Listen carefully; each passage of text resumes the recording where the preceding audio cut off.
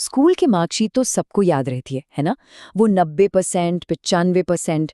लेकिन क्या आपने कभी उस स्कोर के बारे में सोचा है जो सच में, मतलब असल में किसी की भी जिंदगी की दिशा तय करता है? जी हाँ, मैं बात कर रही हूँ फाइनेंशियल आईक्यू की।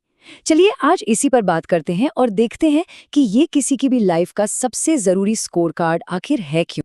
जरा सोचिए इस बात पर। बड़ी बड़ी डिग्रियां एक अच्छी नौकरी तो दिला सकती हैं, पर लोन शायद नहीं। वो काम तो फाइनेंशियल स्टेटमेंट ही करेगा। पुष्कर राज ठाकुर की ये बात बिल्कुल पॉइंट पर है।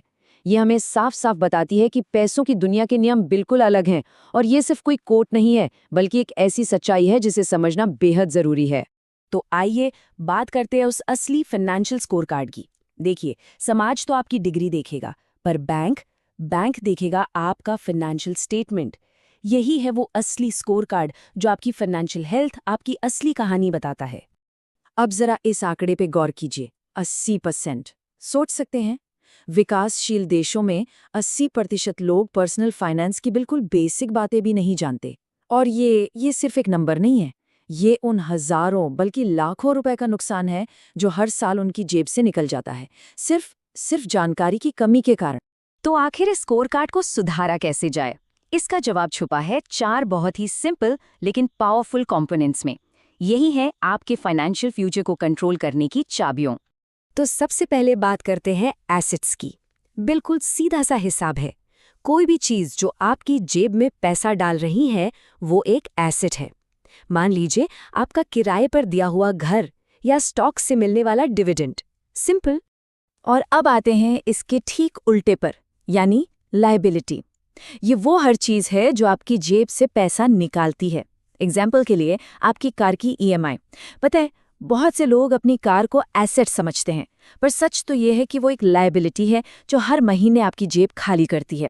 फिर आती है इनकम। इसे आप अपने फाइनेंशियल इंजन का फ्यूल समझ लीजिए।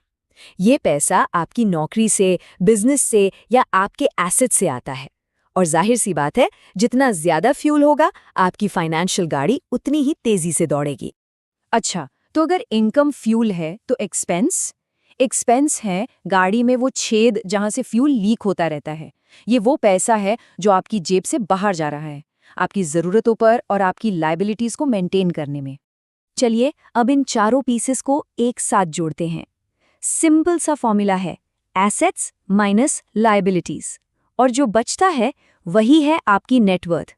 यही है आपका असली फाइनेंशियल स्कोर, वही नंबर जिसे बैंक देखना चाहता है। तो सवाल ये है कि इस स्कोर को बेहतर कैसे बनाएं? इसके लिए कोई रॉकेट साइंस नहीं चाहिए। इसका पूरा फ्रेमवर्क सिर्फ 3 सिंपल लेकिन मजबूत स्तंभों पर टिका है। और ये हैं वो 3 स्तंभ। पहला, बजटिंग, जिससे आप अपने पैसे को एक डायरेक्शन देते हैं। दूसरा, स्मार्ट इन्वेस्टिंग, जिससे आप उस पैसे को ग्रो करते हैं। और तीसरा, डेट मैनेजमेंट, जिससे आप अपने पैसे को डूबने से बचाते हैं। ये तीनों मिलकर आपकी वेल्थ की एक सॉलिड नींव तैयार करते हैं। बजटिंग के लिए ये 50-30-20 रूल एकदम जादू की तरह काम करता है।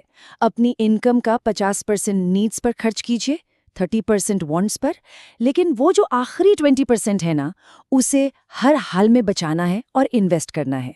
आप आज ही इसे अपनी इनकम पर लगाकर देखिए, आपको खुद पता चल जाएगा कि आपका पैसा आखिर जा कहाँ रहा है। लेकिन सुनिए, एक अच्छी स्ट्रैटेजी बना लेना ही काफी नहीं होता। कई बार हमारा सबसे बड़ा दुश्मन कोई और नहीं, बल्कि हम खुद होते हैं, हमारा अपना दिमाग। तो चलिए अब थोड़ा इस मेंटल गेम को समझते हैं कि आखिर पैसों के मामले में हमारा दिमाग हमारे खिलाफ काम क्यों करता है। ये तो मिलियन डॉलर क्वेश्चन है ना, कि आखिर समझदार लोग भी पैसे को लेकर इतने अजीब, इर्रेशनल फैसले क्यों लेते हैं? इसका जवाब मिलता है एक बहुत ही इंटरेस्टिंग फील्ड में, जिसका नाम है बिहेवियरल फाइनेंस। ये फील्ड स्टडी करती है कि कैसे हमारी फीलिंग्स, हमारा डर, हमारा लालच, ये सब हमारे फाइनेंशियल डिसीजंस पर हावी हो जाते हैं। आमतौर पर 3 तरह के दिमागी जाल सबसे कॉमन है। पहला है लॉस अवर्शन, यानी नुकसान का डर।